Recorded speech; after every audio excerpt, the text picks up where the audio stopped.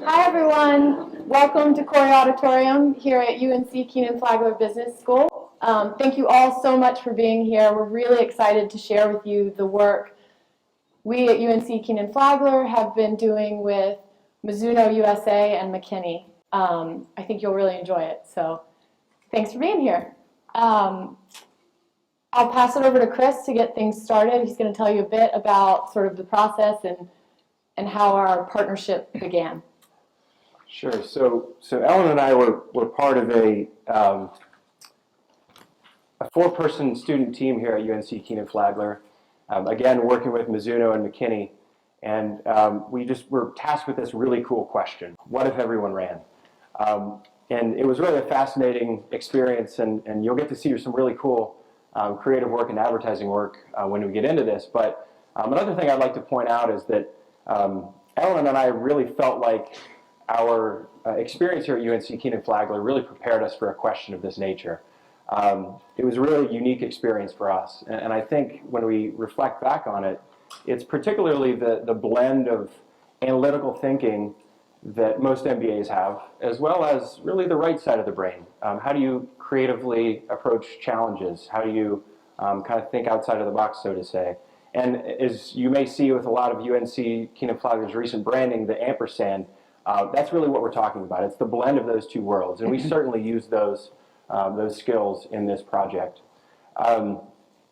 Moving forward, I think it's great for MBA students to understand that this opens up a big opportunity in the world of advertising and brand marketing. There are great opportunities with companies like McKinney, who's just down the road in Durham, as well as Mizuno USA, just a great company and a renowned company. So with that, I'd like to pass it off to Amit Avachi, VP of Brand Marketing and Management at Mizuno USA. Amit? Hello. Thank you for coming. I understand it's the end of the academic season coming and people may be tired, and I know that feeling. But for me, it's very energizing to drive onto a campus and feel the air here. I consider myself a lifetime learner, and this is the place. The purpose that people come here for is learning and developing each other. So I definitely feel the energy. I was very gracefully told at lunchtime, though I didn't get the right shade of blue. So I called our apparel designers and told them so. And today I'm going to talk to you a little bit about our brand, our purpose, and that led to this campaign. There are two of our local sales champions in the back, Kevin and Dexter from Mizuno. And they're here really to make sure that I'm being honest, because you may say, oh, he's the marketing guy, he's just making up all this story, and all you know that sales keeps marketing honest. And if you don't believe me, ask them during the reception. They'll make sure that you get the story right. If you haven't heard about Mizuno, Mizuno is a Japanese company, 107 years young. And we're in Osaka, Japan. In the US, our headquarters is in Atlanta suburbs. And we are in multiple categories. Running it obviously is one of them. You may have had a baseball glove growing up, your first glove as Mizuno. In addition, we're in softball, volleyball, soccer, and obviously golf. Those are the key areas we compete in the US. What I'm going to talk to you about is really what differentiates Mizuno from maybe other sporting goods companies, and that really goes back to our beliefs about what sports can do. And I think what best summarizes that is one of the biggest leaders the world probably has seen. Nelson Mandela said it very clearly. He said, sports has the power to change the world. It has the power to inspire. It has the power to unite people in a way that little else does. It speaks to youth in a language they understand. Sports can create hope where once there was only despair. It is more powerful than government in breaking down the racial barriers. And I'm going to say breaking down probably any barrier. just think about your experience. If you have been in any kind of sports, it can bond two people together, it can bond countries together, it can create a lot of things that we can only imagine. So our belief is really rooted in that. And this is where I said, you have to maybe talk to Kevin and Dexter if you don't believe me. Mizuno, when you work there a little bit, I've been there 2 years, you really start to get a sense that it's a truly purpose-driven company. It's not a marketing company that's trying to come across as a purpose-driven company, but everybody there truly believes in what sports can do for this world. Mizuno's corporate philosophy from day one has been contributing to society through sports. Because a lot of our people have played sports. They have seen what sports can do, more than just, make you healthier. They have learned that sports can teach you to persevere and to feel more, to work harder, and to bond with others, and to be maybe a little less shy if you're a teenager girl playing volleyball, because your team helps you come out and bond with others. And we try to articulate that, bring that to life in different ways. And we use this structure called why, how, what, and you may have heard about that structure.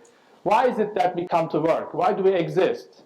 And that higher purpose is we want to, make the world a better place through sports.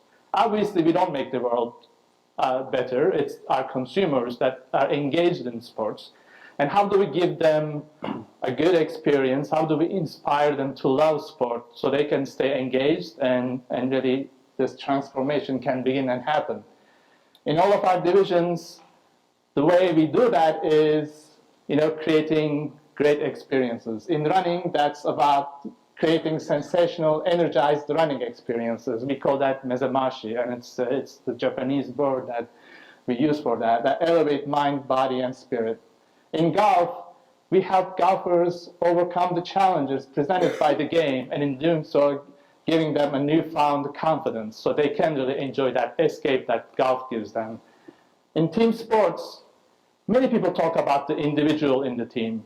Our belief is the team can be powerful, can be transformative if you can commit to something bigger than yourself. Feel that authentic pride of being part of a team, and that's when really teams bond and really develop to something bigger.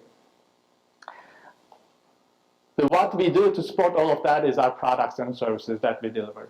And we present all of that in the context of this structure. Let me give you a little bit of business context that led to this What If Everybody Ran campaign. And there are two key points here. One of them is we wanted to appeal to a wide range of segments. When we look at the running market, we segmented from a psychographic perspective into running junkies, passionate purists, and run for funners. Running junkies at the top of the pyramid are your most engaged runners. They could not think about life without running, and there may be some of those in this group. And there are other runners that, maybe they run, they still enjoy running, but their goals are slightly different. Some run to socialize with others, some run, but they're not as much into the gear and all that. The notion was we had to appeal to those three segments to achieve our business goals. The other challenge we had to overcome was really being a small brand, being a challenger brand. Our share of media spend is, as you can see, was only 1% of media. Now, how do you compete in an environment like that? Now, I worked on big brands. When you work on big brands, life is easy. You don't have to think too hard. You just go spend as much as your competition. Being competitive is very important. Your competition increases spending. You go, rationalize that. You get more funding. You don't have to think that hard. I moved on to challenger brands like Mizuno because it makes you think harder. It forces your, basic principles. You start to question everything. And that's why we really started thinking about, okay, how do we bring our purpose, our brand purpose to life so that we can overcome these challenges and appeal to a wide range of audiences. Now, I'm going to turn it over to Walt to talk about that. But before I do, I have a little surprise. Just want to see a show of hands. How many people here run? How many people have been running for less than 1 year. Okay, pretty good long-time runners. How many people ran today? How many people ran in the afternoon? How many people ran after 3 o'clock? After 3 o'clock? After 4 o'clock? Okay. So 2 people. After 4 o'clock? Okay, just before coming here, hopefully you guys showered. All right, let's talk to one person. You ran today in the afternoon. What's your brand of running shoes? They are Mizunos. They are Mizuno. Awesome. Excellent. Thank you for being a loyal consumer. Let's ask another person. What's your brand of shoes? Mizunos. All right, gentleman over there. What's your shoes? I use more than one, but one of them is a wave runner. All right, awesome, excellent. Now this gets difficult. We're preaching to the choir. All right, well, let's do this. I am going to, give this lady here a free pair of running shoes. Thank you for, obviously she's been a long time runner and she's enjoyed it. She's had those Metamashi moments and we'd like her to continue with that.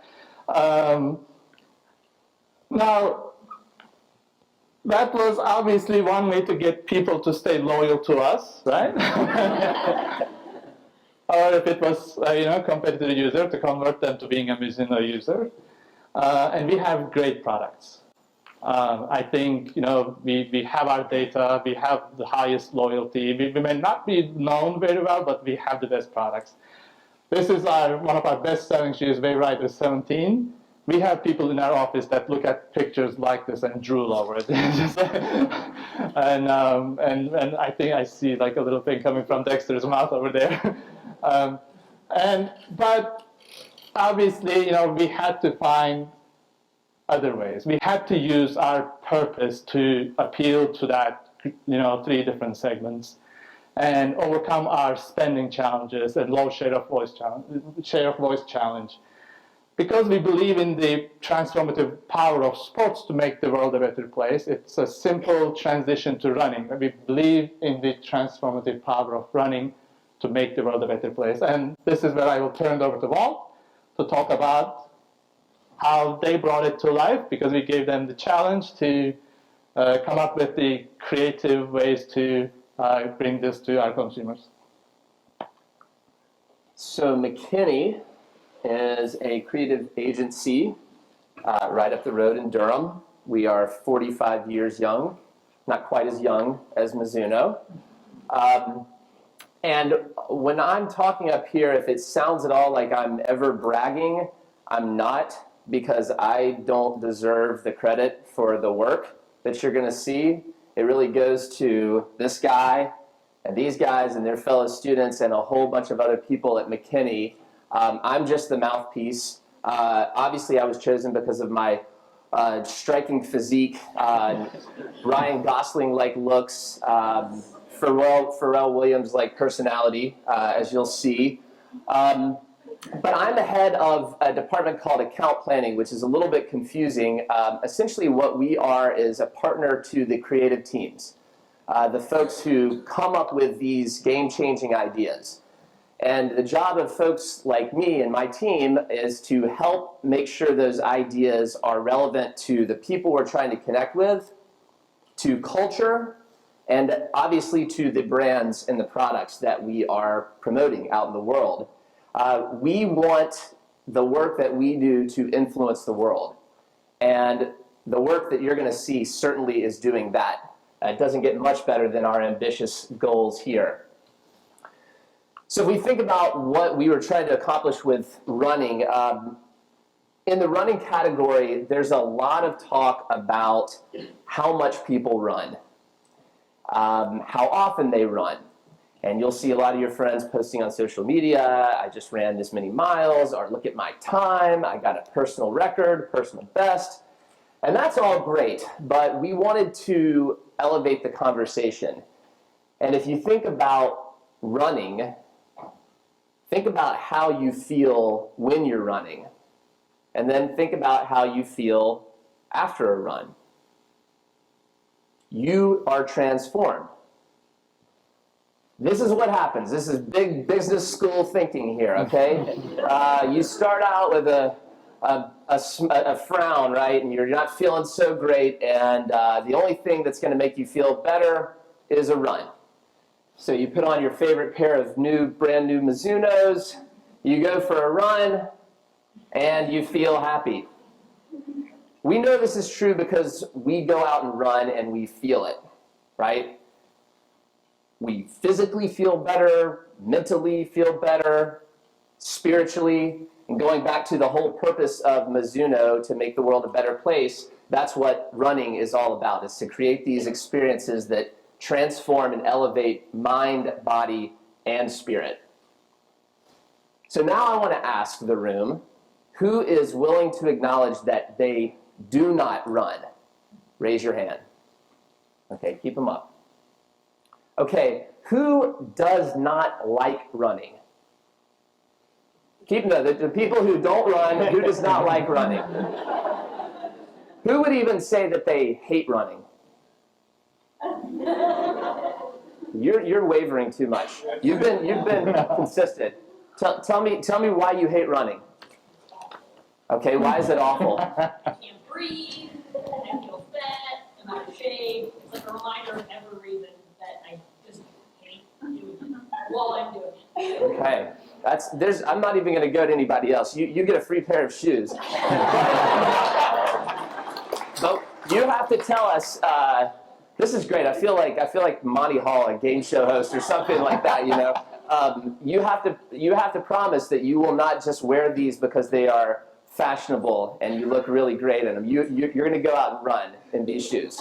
Are you going to promise that to us? That's a really hard promise. Okay. What's your name? Nora. Nora? Hi. And is this your friend? Yes. What's your name? Alex. Alex? Okay, so shake Alex's hand. Now it's official. You're going to buy those Mizunos. You're going to start running. And then maybe you'll even come back and let us know how it transformed your day, right? So we wanted to take it from that one individual experience like Nora's going to have and think bigger, right? So what if Nora starts running? Well, what if others in this room start running? And what if everybody ran? As simple as that. How would the world be different? Well, we wanted to find out. We wanted to take this and not just make it a pie-in-the-sky dream, something that kind of lives in the golden refrigerator at an advertising agency, but actually lives out in the world and really gets people to think, well, how would the world be different? You know, in the same way that miracle drugs get out in the world and change lives, change culture, change society, what would that look like? And because we do not have the brainiacs in our offices at McKinney, this is actually Ahmet at the chalkboard. He took the first crack at it, and he had some interesting theories. But we wanted to find someone to make this more official, to make it something that felt real and tangible, even if it was very lofty, even if it was a huge dream. We wanted to put some rigor to the thinking. When this idea was proposed, what would the world like if everybody ran? So we searched the globe and we ended up 8 miles down the road right here because it is the best business school in the world. Also because of what Chris said up front, that Kenan-Flagler is a place that uses and tests both sides of the brain. Because we didn't want to just get somebody to go and crunch some numbers so that we could use them for our own creativity. We wanted someone who understood the power of the idea, that creative idea and what it could do for Mizuno and what it could do for runners. So we asked these guys to help bring it to life. Yeah, thanks. So this was really, as I mentioned at the outset, just a fantastic opportunity for us. As Ellen and I talked, and we talked with Deepak and Jess, our other two members of our team, we each kind of approached this and we're intrigued by this idea in a different way. My personal story, I just saw this question come across, saw the initial briefing come across, and I just thought, how in the heck are you going to answer a question like this? Where do you start? What data do you look for? What's the process? And I was just really intrigued at that, and I wanted to tackle it head on. That's why I wanted, for the biggest reason why I wanted to be a part of this. Ellen's got a bit of a different story. Yeah, so when this question came across the Career Services site, and pause for a quick shout out to Chief Marketing Officer Michael Shinelli, who helped make this happen and really got us there. But so when Michael put this question in front of us, what sparked my interest were two things. First, the brand. So Mizuno to me is a brand that builds lifelong athletes. Thinking about growing up, my first interactions with the brand were team sports, maybe occasionally trying to fake it at golf, not very well. But then as I got older and started to take on running and ultimately became sort of the running junkie or somewhere thereabouts, Mizuno was the brand that got me through my first half marathons and eventually through a marathon. So all of that was really exciting to think about interacting with a brand that I loved. And then the second piece of it for me was this idea of transformative. And maybe those weren't words I had used before, but some part of me felt like I'm smarter and more creative and more productive after I run each day. So being able to look into actually validating that and blowing it out to a bigger story was really, really exciting for me. Yeah, easier said than done, I guess, on how to do that. So we're going to talk a little bit about the process we use to get to some of the outcomes you'll see a bit later today. Really, we boiled down to 5 things. We got together as a group of 4 and kind of set out our strategy after the briefing with McKinney. And by then we figured we needed to just get our hands on as much data as we could find. We really extensively used peer-reviewed journals, as well as some other sources I'll go into. Third, we just dove into that data head first. Each individual really owned that. Fourth, we then tried to make the connections on how do we take population data on one end and connect it with a really strong and compelling statistic. And then fourth, really importantly, we used each other to bounce ideas and other ways to think about things. We really used each other. So starting off with kind of the first day, I remember sitting at McKinney's offices in Durham. The 4 of us were really excited, a lot of energy in the room. And they helped kind of take that energy, but also calm us down and say, guys, here's how we're thinking about approaching this. We had a big list of questions that were kind of thrown out there of ways that we could quantify this what if everyone ran effect. And they really broke down into 4 things. The first was running's effect on health. The second was running's effect on society and social type things. Third was running's effect on the economy. And fourth was just kind of a fun bucket. So what else is out there and you'll see it in some of the creative, that we could use to just have fun with the campaign. So the best part, I would say, is really diving into the data and owning a piece of that. So really getting into as much as we can. Like I said, we each stood back and we said, how can I really own this question? How can I really spend a few hours by myself and take the time to understand how we can best make this happen? And then really the challenging part, and I'll let Ellen go into this a bit more, was how do we take some data we see from scientific studies, maybe it's running's effect on cessation of smoking, for example, and connect that with a population that's relevant to that statistic. And we would use census data, data from Center for Disease Control, et cetera, to do that. So I'll pass it back to Ellen for kind of how we, nuts and bolts, tried to put these two things together.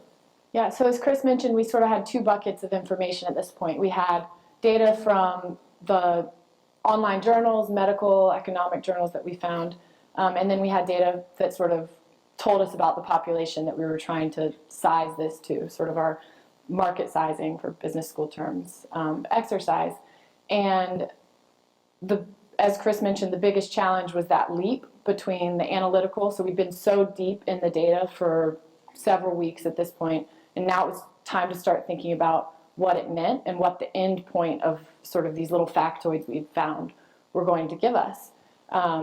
So we owned, each owned a factoid, or fact, might be a better term, and looked for where that was going to lead us and what the end point was. But in the process, it was important to check with each other, were these facts statistically significant? And then also, were they interesting? Was it going to look cool and fun and exciting, or at least shake things up when it hit paper? And so it was really useful to us, that last piece of this story, which was the check each other section, where we sat together as a group of four and talked about sort of our process to get from beginning to end on one point. The math involved, some of the creative leaps we'd maybe taken in between, and make sure that made sense to somebody not so entrenched in it. And then the other part that was really helpful at this point was going back to McKinney and making sure that, since they hadn't been just looking at this for days and days, that it made sense to them and might make sense to a broader audience. So we've also got the two members of our team that weren't able to make it today. We've got a little video, and they can share some of their thoughts. We've got Deepak Gopalakrishna and Jessica Newfield, so we'll share some of their thoughts here. The big question was to understand what if everyone ran. And when we started, we really divided this into two major groups. So we had health benefits and socioeconomic benefits. My background is really on the quantitative science side. So I have a PhD in genetics, and we decided that I would take some time to really understand the health portion of this. And we started by pulling out insights from peer-reviewed journal sources and extrapolating that to the wider population. On a very high level, one of the key things that really stood out to me personally, just because I've spent a lot of time involved in health and healthcare, is how really small changes in behavior patterns can lead to dramatic societal benefits over large population groups.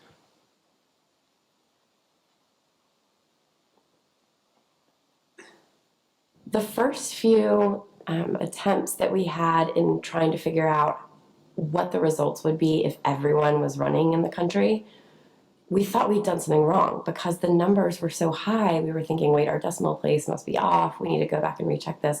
But the more we did it, the more we found, like, no, these numbers are in the millions. These numbers are in the billions. That's the kind of impact that the small changes to our health lives by starting to run could have. So at this point, we want to share with you guys a little bit of sort of the end result, what came of all of this, because I think it speaks for itself. So we believe running is powerful. Powerful enough to change a person, and quite possibly a whole lot of people. So we commissioned a statistical analysis to see what if everybody ran.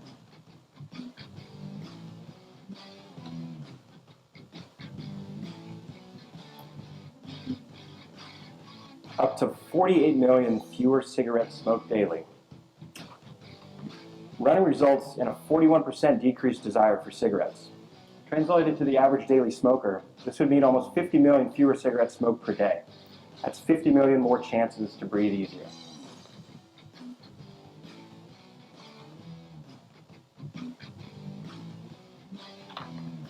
$20 million more great-grandmothers. The benefits of running include more than the 6 extra years of life it delivers on average. It includes extra Christmas morning surprises, extra secret recipe birthday cookies, and extra hugs. Let's face it, the world needs more grandma. Here's one of my favorites. 135 million more victory beers. Everybody can get behind that. Beer math. Half of all current runners enter races. So if everybody ran and half of all new runners also entered a race had a victory beer afterwards, there would be millions more celebratory suds down the hatch.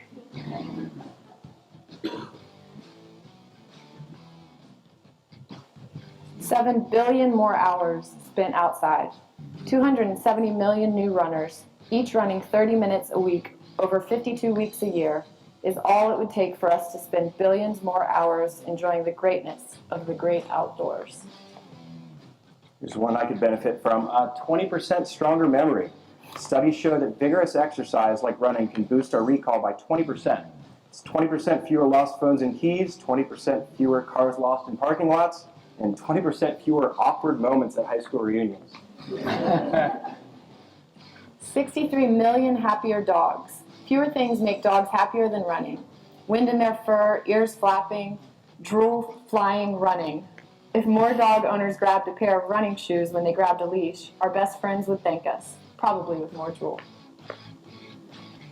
We'd save up to $143 billion in healthcare costs. With lower incidence of stroke, heart attack, and diabetes thanks to the physical benefits running provides, our national healthcare bill might be a little bit easier of a pill to swallow. 14 billion fewer hours spent online. We each spend, on average, a whopping 700 non-work-related minutes a week online. If we spent 60 of them running, instead, we'd swap billions of hours per year watching cat videos for the chance to watch actual cats. 60 million more pounds of pasta eaten. If half of the 270 million new runners entered a race, and each one packed in a half pound of pasta during their pre-race carb loading session, we'd give Italy a run for their money. 25% more breaths of fresh air. The average runner takes 30 breaths per minute at an easy running pace. So if 270 million more people added a 30-minute outdoor run to their schedule each week, we'd boost our national fresh air intake by a substantial amount. Up to 46% fewer homeless people. Back on My Feet, the nonprofit organization that transforms the lives of homeless people through running, has a 46% success rate. Imagine how many fewer people might have to sleep on streets if everybody ran. 10% more earning potential. Studies show that people who do some form of regular exercise make 10% more moolah than those who are sedentary, which means that one key to a fatter wallet is fitter lifestyle. 32% better sleep. People who get exercise get 32% better sleep. 270 million more runners would translate into a lot less time spent tossing and turning and lots more hours spent peacefully zzzing. 27 million more sunrises seen per week. 270 million new runners, each running 30 minutes outside per week. Let's assume 10% of them are early birds who watch the sunrise, and let's assume 100% of them enjoy the view no matter the hour. 135 million fewer weekly hours watching TV. The average 34 hours a week we each spend watching TV is the equivalent of having another job as a professional vegetable. Imagine how much better we'd feel if we just spent 30 minutes a week running trails instead of watching tubes. 37% more smiles. Exercise is scientifically proven to make us happier, reducing anger by 83% and improving mood by 37%, which is definitely something to smile about. Up to a $25 billion increase in GDP. 2.3% of national productivity is lost due to illness every year. Running gives immunity and overall health a boost, so we could give a boost to our collective bottom line if we spent our lunch breaks running instead of surfing webs. One world transformed.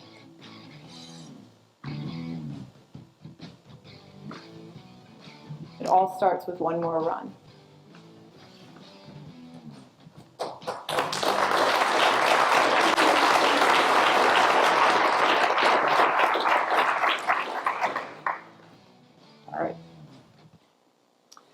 So these were some of the things that we found and we're excited to share with you all, but there are many more. There's a white paper that we've since written and shared on Mizuno USA's website, so we'd love for you to check it out, look for some of the sort of interesting ways that we got to this information. It's all there, and I think it's a really good exercise in understanding market sizing and sort of creative thinking. So what they just took you through was the experience if you go to ifeverybodyran.com. That is the home base for this entire program. It's where the content lives. It's the heart and soul of this effort. And that is a journey that we want people to take to mirror how running can transform lives. And if it can transform one life, how could it transform the entire world? I'd love to know from a volunteer which statistic stood out to you the most. The homeless population really stood out to me. I mean, last year I did some work with the Air Force. I had a chance to work in some soup kitchens, and being an avid runner, that really impacted me. Like, when you care about yourself more, you have like more of the desire to like try and be successful. What's your name? Greg. Greg. Greg said, if for those who couldn't hear, he said the homeless. The statistic on how that might decrease levels of homelessness. If there were one other statistic that you think might, it doesn't have to be a specific number, but a big broad change in the world as a result of everybody running, what's something else that I'm putting pressure on you right here on the spot, but what's something else you think might happen? About this question a lot. So I think in terms of our health. It's so sad how many poor people don't have the information about proper nutrition, and so they just have like these horrible diets. And if like we make this information more aware, they'll, because they feel better when they run, they'll make more healthier choices with diet, and that just decrease healthcare. So. Excellent. You survived. You get a free pair of shoes. All right, so thank you. So everybody else has another chance to win a pair of shoes. You are encouraged, not only it's okay, you're encouraged to open up Twitter right now if you have your smartphone or your tablet, and tweet with the hashtag #IfEverybodyRan, so you can think of this like a sentence. If everybody ran, blank might happen, right? You fill in the blank. Include at Mizuno Running, and do we want to include Kenan-Flagler? You guys know what that handle is, at Kenan-Flagler, no hyphen. Okay, everybody got that? We will select the best tweet at the end of the discussion for that person to win a pair of shoes, assuming it's not one of the three people who voted. Very subjectively. Very subjectively, that's right. So I want to show some of the work that our creative teams put together and our media teams help put out in the world in the most powerful places, so that runners and others, non-runners alike, could see it, connect with it, and participate in this mission that we're on. So this is a big, powerful print piece that includes some of the key statistics of the analysis that Chris and Ellen just took you through. Kind of just a nice piece that you can engage with, spend a little time with, if you're interested in this. And I believe, is the video next? Okay, so I'm going to play 8 15-second video pieces that mostly are running online. And this is intended to be quick bites to represent these various changes that might happen in the world if everybody ran. And they're meant to connect with you emotionally. So I've told you how you're going to process this, and now you're going to love them, right? We're going to watch 8 in a row.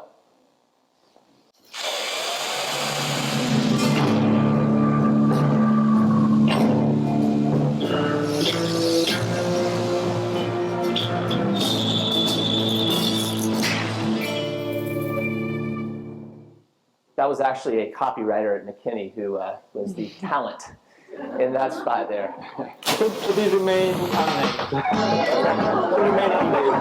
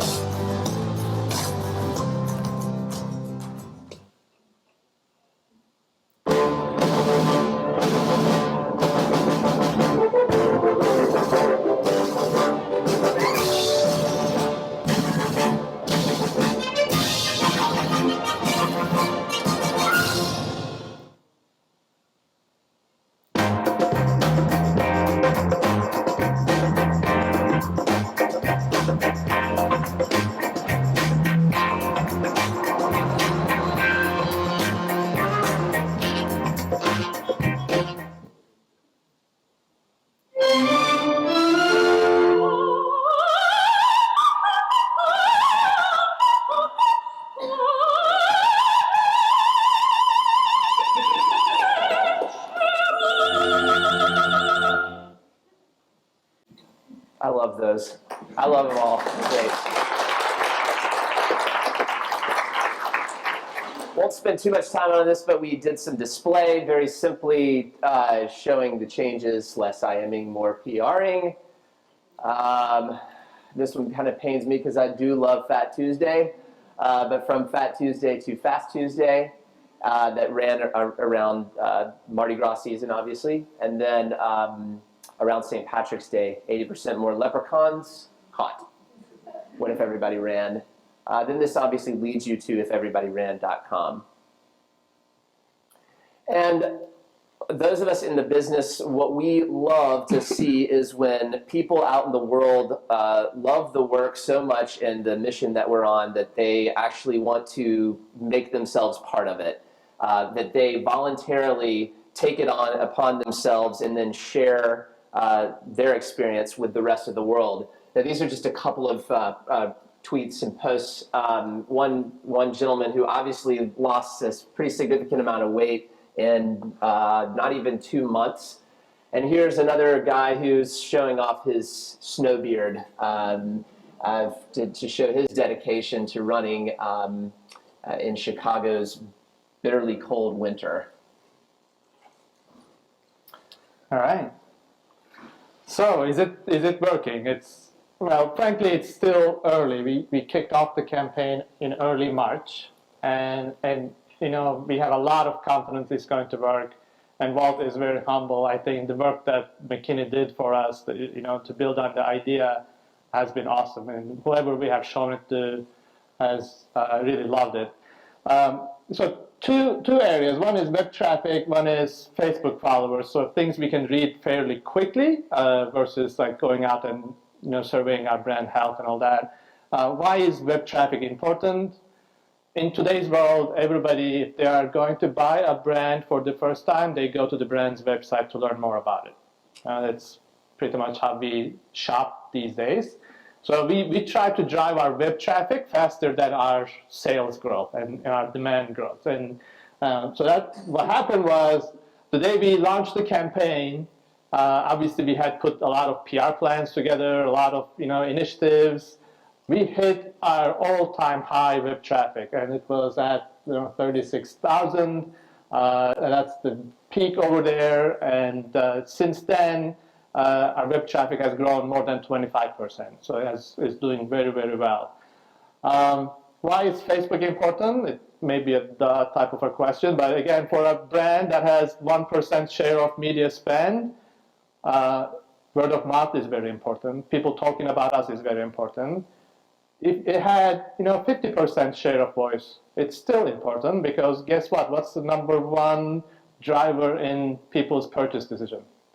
Like in many categories, especially in highly involved categories like ours, it's word of mouth, a recommendation from a friend, somebody that you trust as a runner.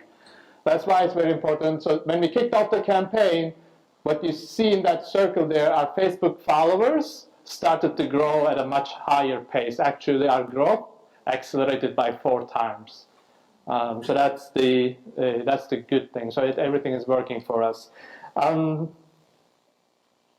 Twitter, we're getting a lot of mentions, and Walt showed you some examples, but from a numbers perspective, we got 6,000 people tweet if everybody ran, and it's growing.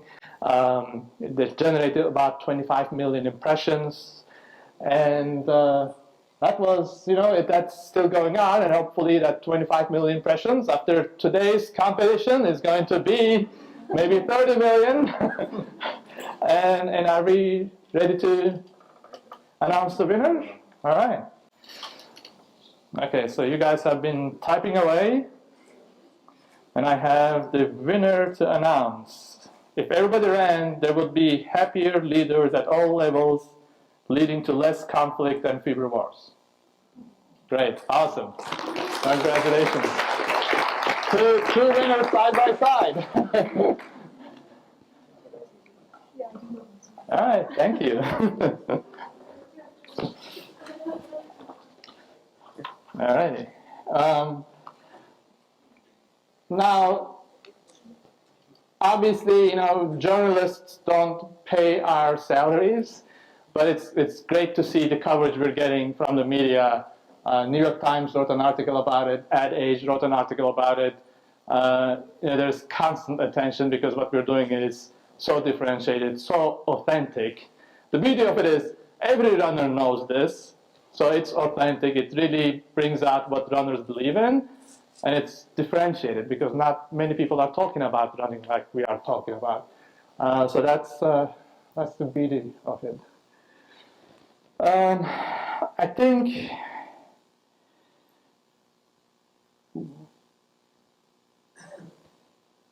I'm going to transition to you. Sure. Yeah. We were gonna play an anthem piece that kind of wraps it all up. So we started here. We kind of went full circle. We're gonna bring it around to something that we created early on to set the tone and the stage for this effort. But also, I think it's good for us to watch it again from time to time to realize kind of the full scope of what we're trying to accomplish here. So I'm going to let it play.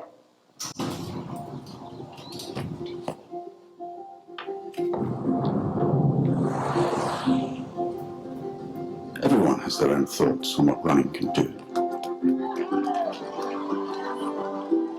Here's ours. We believe running can transform you. It can transform your mood, your thoughts, your psyche. It can transform your pant size. The numbers on the scale and the feeling you get when you hear the words bathing suit. It can take you from Rick the accountant to Rick the marathon running god accountant. It can transform your Saturday afternoon, your Tuesday morning, and your Friday night. It can transform how you treat others and how others treat you. And if running is powerful enough to transform anyone, we believe running is powerful enough to transform everyone.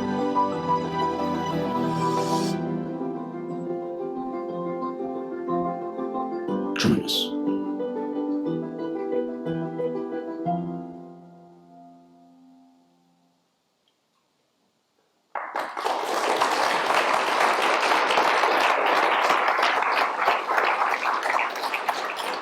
So if you happen to be watching ESPN's coverage of the Boston Marathon, there was a 30-second version of that ran. That was the first television commercial that Mizuno Running ever did, and a pretty powerful message given the first anniversary of the bombing at the Boston Marathon a year ago. So that was a big moment for the brand and to be able to contribute to the running world in that setting. Thank you all.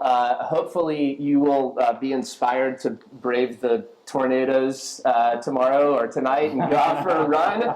If not, thank you for just coming for your time. We're gonna. I think we started a few minutes late, so if you can stay a few minutes extra, we'd love to open it up for questions.